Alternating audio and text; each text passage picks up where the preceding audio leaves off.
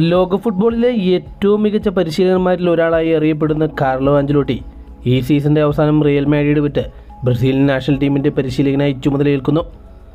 14 ട്രോഫികളുമായിട്ടാണ് അദ്ദേഹം real Madrid എന്ന ക്ലബിനെ വിട്ടുപിരിയുന്നത്.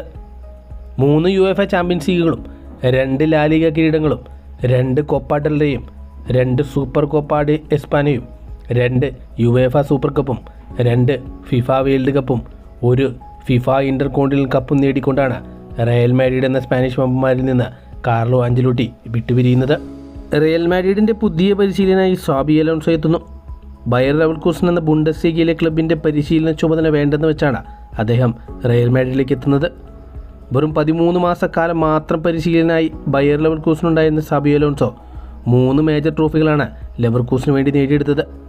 ഒരു ബുണ്ടസ്ലീഗയും 1 DFB പോകലും 1 DFB സൂപ്പർ കപ്പും.